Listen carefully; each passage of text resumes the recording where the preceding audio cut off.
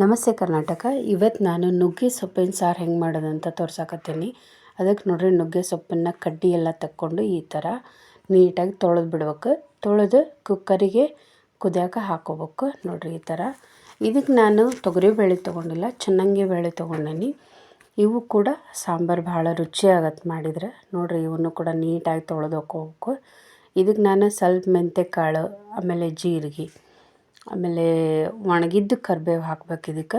ಆಮೇಲೆ ಸ್ವಲ್ಪ ಅರಿಶಿಣ ಪುಡಿ, ಒಂದು ನಿಂಬೆಹಣ್ಣಿನಷ್ಟು ಉಳ್ಳಾಗಡ್ಡಿ, ಆಮೇಲೆ ಒಂದೆರಡು ಕೆಂಪು ಮೆಣಸಿನ್ಕಾಯಿ. ನಿಮಗೆ ಖಾರಕ್ಕೆ ಎಷ್ಟು ಬೇಕೋ ಅಷ್ಟು ನೀವು ಅಷ್ಟು ಹಾಕ್ಕೋಬೋದು. ಇದಕ್ಕೆ ಸ್ವಲ್ಪ ನಾನು ಎಣ್ಣೆನೂ ಕೂಡ ಹಾಕಕತ್ತೀನಿ. ಈಗ ಇದನ್ನು ಕುದಿಯೋಕೆ ಇಟ್ಕೋಬೇಕು. ಅದನ್ನು 3 ಸೀಟಿ ಹೊಡೆಸ್ಕೋಬೇಕು. ಅಷ್ಟರೊಳಗೆ ನಾವು ಒಂದು ಸಣ್ಣದು 1 ಇಂಚಿನಷ್ಟು ಹುಣಸೆ ಹಣ್ಣನ್ನು ನೆನೆ ಇಟ್ಕೋಬೇಕು. ಈಗ ನೋಡ್ರಿ, ಬ್ಯಾಳೆ ಈ ಥರ ಕುದ್ದು ರೆಡಿ ಆಗೈತಿ. ಈಗ ಇದನ್ನು ನಾನು ಕಡುಗೊಲ್ಲೇ ಫುಲ್ಲ ಮಸಾಕತ್ತೇನೆ. ಇದನ್ನು ಪೂರ್ತಿ ನೀಟಾಗಿ ಮಸ್ಕೋಬೇಕು. ನೋಡಿರಿ, ಈ ಥರ ಆಗ್ತೈತದ ಮಸದ ಕೂಡಲೇ. ಈಗ ನಾವು ಇದಕ್ಕೆ ಒಗ್ಗರಣೆ ಕೊಡೋಣ. ಅದಕ್ಕೆ ನಾನು ಒಂದು ಪಾತ್ರೆ ಒಳಗೆ ಎಣ್ಣೆ ಕಾಯಕ್ಕೆ ಇಡಾಕತ್ತೇನೆ. ಅವು ಕಾದ ಕೂಡಲೇ ಸ್ವಲ್ಪ ಸಾಸಿವೆ, ಆಮೇಲೆ ಸ್ವಲ್ಪ ಜೀರಿಗೆ. ಇದಕ್ಕೆ ನಾನು ಬೆಳ್ಳುಳ್ಳಿ ಹಾಕಲ್ಲ.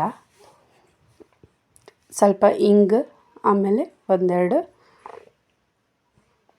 ಬ್ಯಾಡಗಿ ಮೆಣಸಿನ್ಕಾಯಿ ಒಗ್ಗರಣೆಗೆ ಹಾಕಬೇಕು ಅಷ್ಟೆ. ಈಗ ನಾವು ಮಸದಿಟ್ಕೊಂಡಿರೋಂಥ ಬೇಳೆನ ಅದಕ್ಕೆ ಸೇರಿಸ್ಕೋಬೇಕು. ಅದಕ್ಕೆ ಸ್ವಲ್ಪ ಒಣ ಖಾರ ಹಾಕ್ಕೋಬೇಕು, ಯಾಕಂದ್ರೆ ಖಾರದ ಪುಡಿ. ಇದಕ್ಕೆ ಸ್ವಲ್ಪ ಕಲ್ಲುಪ್ಪು ಹಾಕಾಕತ್ತೀನಿ, ಸಣ್ಣ ಉಪ್ಪಲ್ಲ. ಆಮೇಲೆ ಹುಣಸೆ ಹಣ್ಣನ್ನು ಈ ಥರ ಹಿಂಡಿಟ್ಕೊಂಬಿಡ್ಬೇಕು.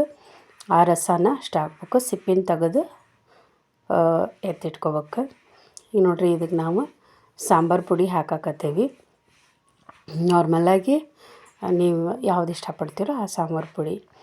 ಈಗ ಇದು ರೆಡಿ ನೋಡಿರಿ. ಇದನ್ನು ಈಗ ನಾವು ನೀಟಾಗಿ ಕುದಿಸಿದ್ರೆ ಲಾಸ್ಟಿಗೆ ಇದಕ್ಕೆ ಸ್ವಲ್ಪ ಬೆಲ್ಲ ಹಾಕ್ಕೋಬೇಕು. ಸ್ವಲ್ಪ ಬೆಲ್ಲ ಜಾಸ್ತಿನೇ ಇರಬೇಕು. ಸಾಂಬಾರು ರೆಡಿ. ಇಷ್ಟ ಆದರೆ ವಿಡಿಯೋ ಲೈಕ್ ಮಾಡಿರಿ, ಶೇರ್ ಮಾಡಿ.